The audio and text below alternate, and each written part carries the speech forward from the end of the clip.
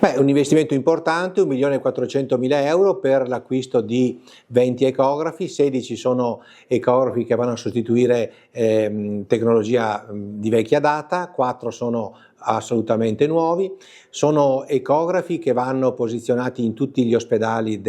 distribuiti in tutti gli ospedali appunto della nostra azienda, quindi a Belluno, a Feltre, ad Agordo e a Pieve, in vari servizi. È una risposta importante che diamo non solo ai nostri professionisti per farli lavorare nel miglior modo possibile, ma soprattutto anche alla comunità che entra nei nostri ospedali e dà la possibilità di utilizzare tecnologia all'avanguardia. Un Ferragosto né tranquillo né difficile, è un Ferragosto che ha portato i nostri servizi di urgenza ed emergenza ad intervenire in più di 300 missioni di soccorso a fronte di 1 migliaio di chiamate che ci sono state al 118.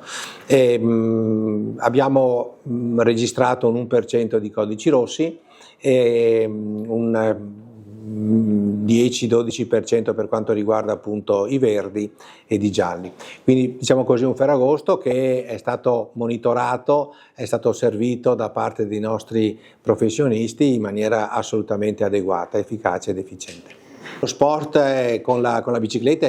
è sicuramente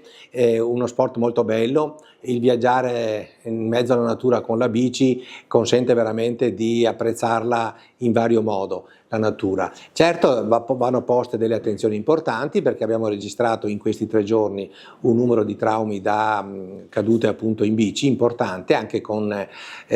una certa gravità, e quindi vanno messe in atto tutte le misure di sicurezza che servono, dal casco in testa, ma soprattutto dal saper guidare la bicicletta, soprattutto le biciclette a tecnologia assistita sono biciclette che devono essere sapute usare nel miglior modo possibile.